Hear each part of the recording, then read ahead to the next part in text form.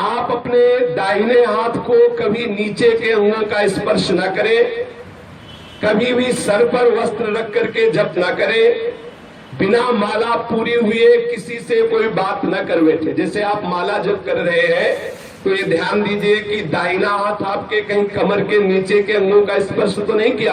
अगर किया है तो आप हाथ धोइए रज लगा के और पवित्र होकर फिर माला में हाथ डालिए।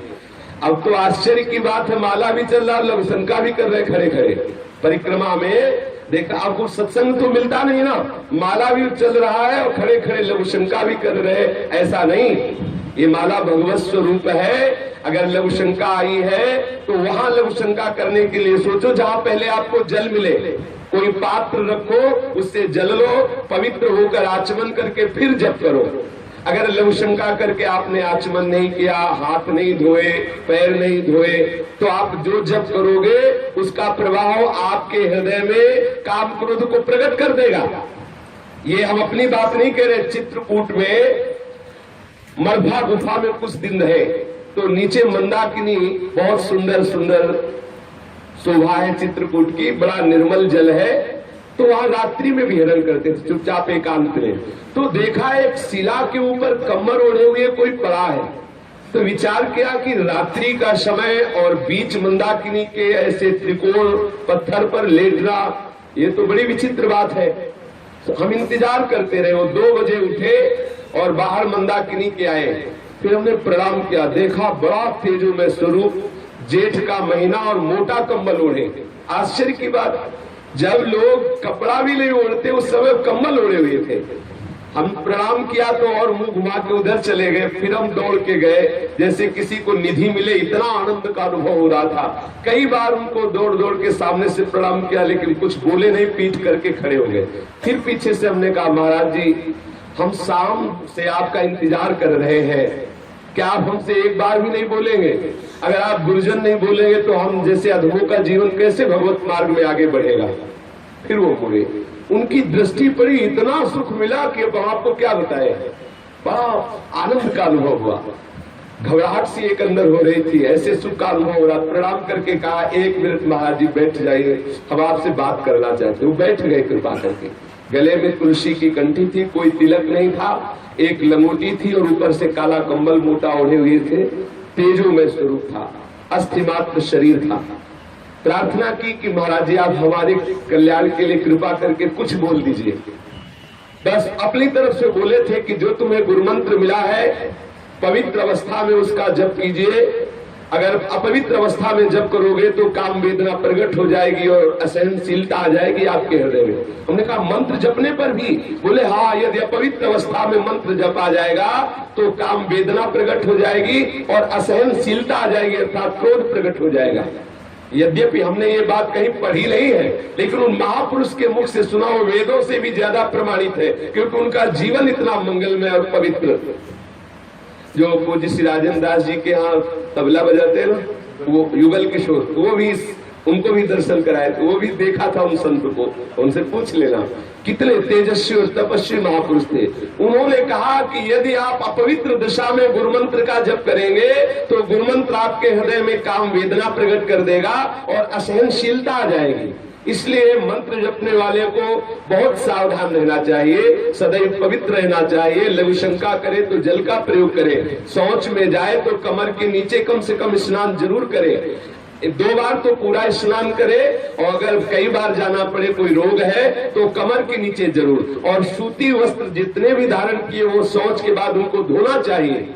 ऐसे नहीं है कि आप सब कपड़ा पहन के गए, शौच हुए आए। बस कुछ लोग तो यहाँ दर्शन होता है ऐसे रज छूते हैं, ऐसे छू लिया और बस टोटी में ऐसा नहीं। कम से कम, जब बिल्कुल कम तो 7 बार बायां हाथ धोइए, फिर उसी बाएं हाथ से रज लेकर हाथ पैर में रज लगाकर धोइए पैर में, फिर दोनों हाथ मिला करके कम से कम 5 बार रज से धोइए। आप सोचेंगे कि ये तो नाली जाम करवा देंगे हमारे बाथरूम की। थोड़ा थोड़ा रज ले लीजिए। पहले अगर साबुन लगाना है तो पहले रज के बाद साबुन मत लगाइए, रज परम पवित्र है। जितनी आप पवित्रता का निर्वाह करेंगे उतना ही आपके हृदय में मंत्र प्रकाशित होगा। जिसका शरीर अपवित्र है, मन पवित्र है, तो मंत्र कहाँ प्रकाशित होगा? इसलिए अपवित्र हाथ से कभी दाहिने हाथ को नीचे के अंगों का स्पर्श नहीं होने देना चाहिए। अगर करिए तो फिर रज लगा के धोइए। और कभी सर पे वस्त्र रख करके मंत्र नहीं जपना चाहिए। मंत्र जपते समय सर खाली होना चाहिए। और बिना माला पूरी हुए कोई भी आवश्यक बात हो तो भी नहीं करना चाहिए। यदि आपको बहुत आवश्यक हुआ और आप बोल दिए तो फिर आपको पहले 1-2 बार कीर्तन करना चाहिए। फिर जहां से माला रोका था वहां से नाम जप कीजिए, वहां से मंत्र जप कीजिए। 1-2 बार जो गुरु प्रदत्त नाम है उसका कीर्तन कीजिए, जोर से उच्चारिए। जैसे संन्यास मार्ग वाला है तो प्रणव का उच्चारण करे, अपने वैष्णव जन है, रसिक जन है तो इष्ट का नाम उच्चारण करे पश्चाताप के रूप में कि हाय माला छोड़ के मुझे बात करनी पड़ी। यदि आप अनावश्यक बोल गए, संसारिक बात बोल गए तो आपके जप का प्रभाव आपके हृदय में नहीं पड़ेगा। माला बिना पूरी हुए यदि आप बीच में बिना आवश्यक की बात बोल गए तो माला का प्रभाव आपके चित्त में नहीं पड़ेगा। इसलिए अपने लोगों के ऊपर कोई प्रभाव नहीं पड़ रहा। माला लिए हो प्रपंच की बात कर रहे हैं, माला लिए हैं दूसरे की निंदा कर रहे हैं, माला लिए हैं संसारिक बातें कर रहे हैं। सावधान, जितने समय जप में बैठो तो सिर्फ जप में हो। अगर आप हर समय जप कर रहे हैं तो आज जब तक माला पूरी ना हो जाए तब तक बात न करें। और बात भी करें तो भागवतिक बात होनी चाहिए, अनावश्यक बेकार की बातें नहीं होनी चाहिए। जब आप अनावश्यक कोई बात कर ले तो नाम कीर्तन करके ही माला प्रारंभ करें। और ध्यान रखें जब जप पूरा हो जाए तो आचमन करके किससे इससे बोले, और जब बात पूरी हो जाए तो आचमन करके फिर जप करें। ये मंत्र जप का विधान है। नाम जप में भी जब तक माला पूरी न हो तब तक बीच में नहीं बोलना चाहिए।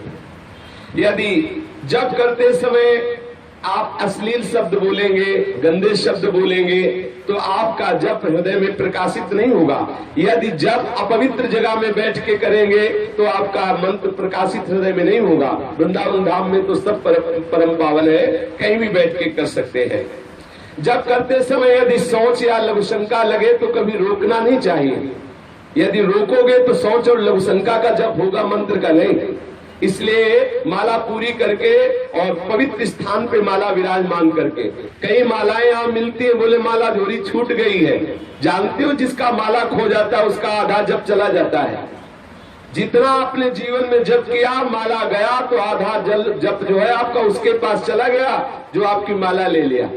इसलिए माला को प्राणों से भी प्यारी बचा के रखो। जब आपके हाथ में माला हो तो किसी को प्रणाम मत करो। अगर प्रणाम करने की तत्काल आवश्यकता पड़ी तो माला को ऐसे सर पर रख के दाहिने हाथ से और मस्तक धरती पे रख दो। अगर किसी के चरण स्पर्श कर रहे हैं आप दाहिने हाथ से तो फिर पहले हाथ धोइए तब माला में हाथ डालिए। ऐसे नहीं कि ऐसे माला निकाली, चरण छू लिए, फिर माला में कर लिए, ऐसा नहीं करना चाहिए। माला भगवत स्वरूप है, परम पवित्र है, उसको ऐसे अपवित्र भाव। अब किसी के चरण छू के फिर माला में, ऐसा चरण छूने वाले को भी अपराध और छुआने वाले को भी अपराध लगता है। इसलिए सत्संग में कम से कम इतना तो ज्ञान रख लेना चाहिए, आप माला लिए हुए हैं और आप उसी हाथ से चरण छू रहे हैं, उसी हाथ से फिर माला, ऐसा ना कीजिए।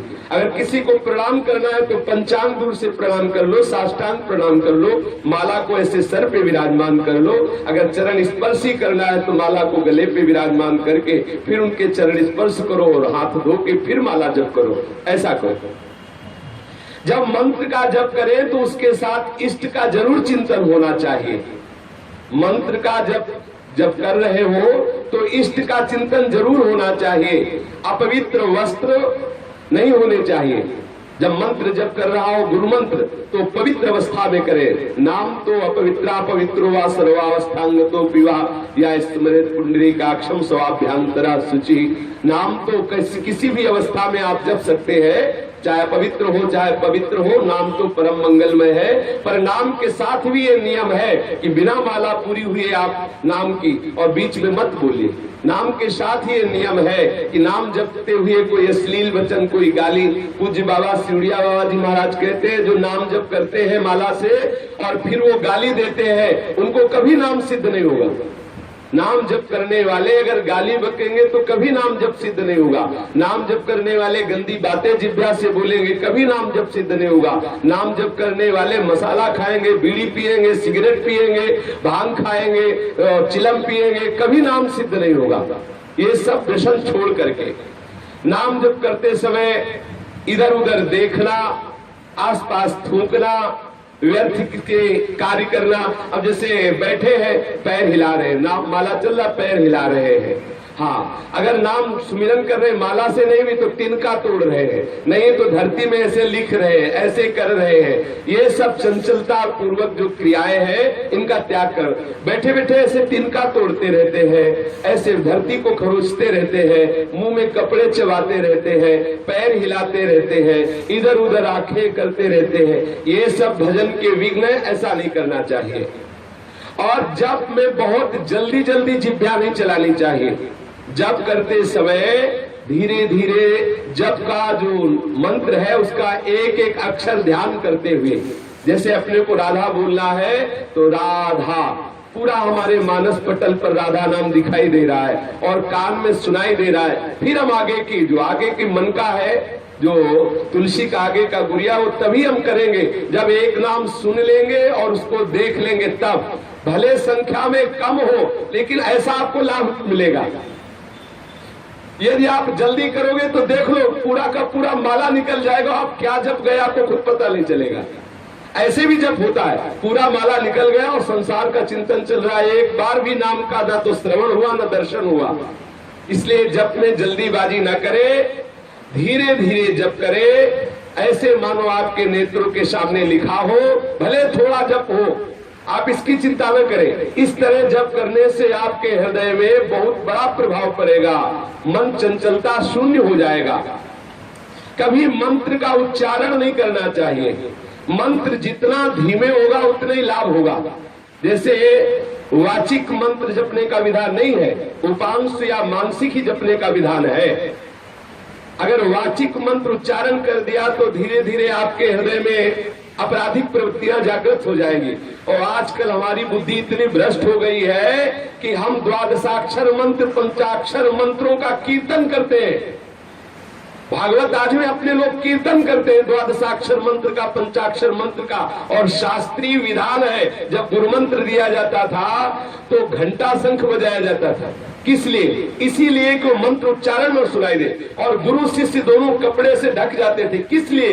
कि कोई ओठ हिलता हुआ अंदाज न लगा पावे कि क्या मंत्र दिया।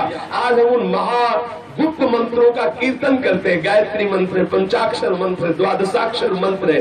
मंत्र का गान करने से मंत्र जो है अमंगल करता है। मंत्र जितना गुप्त रखा जाता है उतना ही वो प्रभावित होता है। और कीर्तन जितना उच्च स्वर से किया जाता है उतना ही मंगल होता है। वाचिक से 10 गुना उपांशु और उपांशु से 100 गुना मानसिक। अगर मानसिक मंत्र जप होने लगे तो बहुत शीघ्र भगवत अनुराग प्रकट हो जाए। मंत्र का कभी उच्चारण नहीं करना चाहिए, कीर्तन मंत्र का नहीं करना चाहिए, और नाम को कभी धीरे से नहीं बोलना चाहिए। उच्च स्वरस्तम बद सर्वदैव, ऊंचे स्वर से सदैव नाम का कीर्तन करना चाहिए। जब तक जप किया जाए ये बात मन में जरूर रहनी चाहिए कि कोई भी विषय भोग का संकल्प न बनने पावे।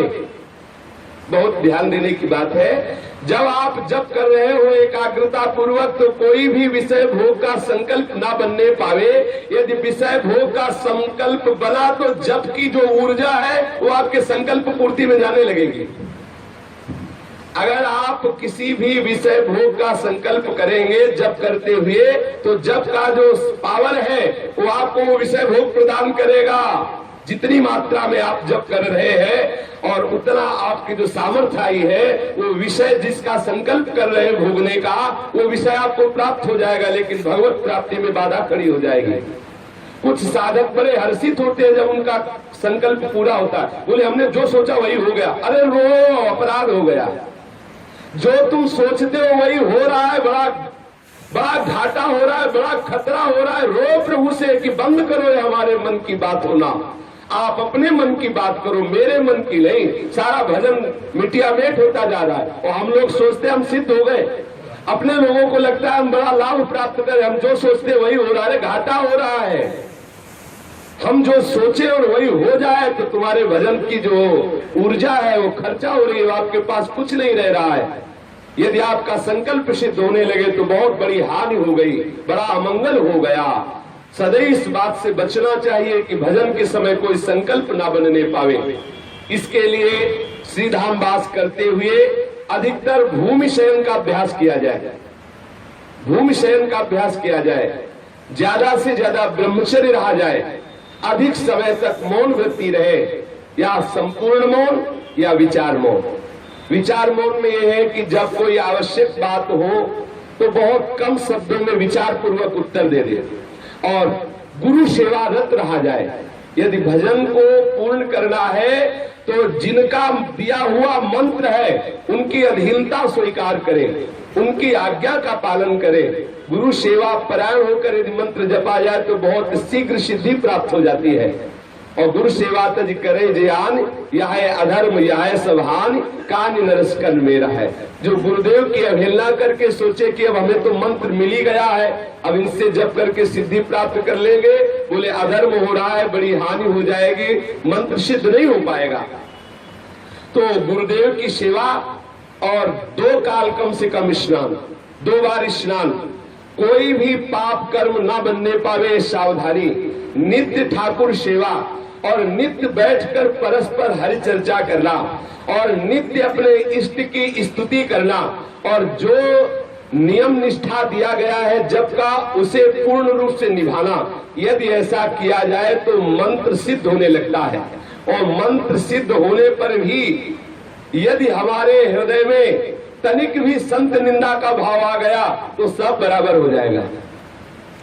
भक्तन निंदा अति बुरी भूल करे जिन कोए, क्या है कि सुकृत बहु जन्म के छिल में डाले खोए। कितनी बड़ी हानि हो गई। यदि आप मंत्र सिद्धावस्था तक पहुंच रहे हैं तो एक जगह डरते रहे कि किसी वैष्णव की ना तो निंदा सुनेंगे ना करेंगे। यदि वैष्णव निंदा हो गई आपसे तो बहुत जन्मों के किए हुए सुकृत उसी समय नष्ट हो गए, फिर आपको बहुत काल लगेगा उस स्थिति में पहुंचने के लिए। इसलिए सदैव वैष्णव निंदा से बचते हुए ना तो जप करने वाले को पराई स्त्री से संभाषण करना चाहिए, ना किसी पतित से कोई संबंध रखना चाहिए। जिसने अपने व्रत को छोड़ दिया हो, त्याग दिया हो, ऐसे का संग नहीं करना चाहिए। जो नास्तिक है, भगवत आराधन नहीं करता है, उसका कभी संभाषण या किसी भी तरह से संग नहीं करना चाहिए। अपने इष्ट और गुरु के उच्छिष्ट के सिवा किसी का उच्छिष्ट नहीं पाना चाहिए। कभी झूठ नहीं बोलना चाहिए, कभी कुटिलता पूर्वक बोलना, अपने हृदय में जो छुपा के बोलने की आदत है वो बोलना नहीं चाहिए। किसी के अनुष्ठान को देख करके हृदय में ईर्ष्या नहीं करनी चाहिए। कोई बहुत जप अनुष्ठान या भजन कर रहा है, हमारे हृदय में ईर्ष्या नहीं होनी चाहिए। ईर्ष्या होगी तो निंदा जरूर हो जाएगी। अरे क्या जप करते हैं, जप भी करते हैं और वो भी करते हैं, ऐसा करते हैं, निंदा करने की भाव आ जाएगी।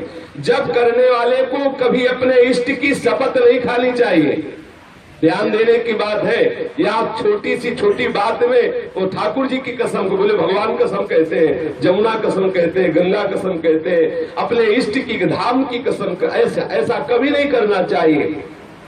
जप करने वाले को, सुमिरन करने वाले को, आराधना करने वाले को चाहे प्राण चले जाए कभी कसम नहीं खानी चाहिए कि हम भगवान की कसम खाते हैं। ऐसा नहीं किया, एक बार बता दिया, नहीं किया, मानो ना मानो तुम्हारी जो मर्जी आवे सो करो। अपने ठाकुर की कसम थोड़ी खानी है, अपने प्राणाराध्य को थोड़ी साक्षी देना है। कभी ऐसा नहीं करना चाहिए। यहाँ मना किया जा रहा है कि जो भगत सुमिरन करता है, भजन करता है, उसे सावधानी रखनी, कभी अपने इष्ट की शपथ नहीं। अनुष्ठान या भजन शुरू करने पर ये ध्यान रखना है कि मरण सोच में कभी भोजन नहीं पाना है। वो जो तेरही और वो क्या कहते दसवां जो शब्द कहता है, 10वें दिन को क्या कहते हैं इससे शास्त्रीय शब्दों में, दशा, हाँ ऐसा कुछ नहीं, हाँ ऐसे बोलते हैं। कपड़े लिखे तो शब्द नहीं आते हमारे। मरण सोच का अन्न नहीं पाना चाहिए, जरूर ध्यान रखना चाहिए। जब तक वो ब्राह्मण लोग ना पाले तब तक नहीं पाना चाहिए।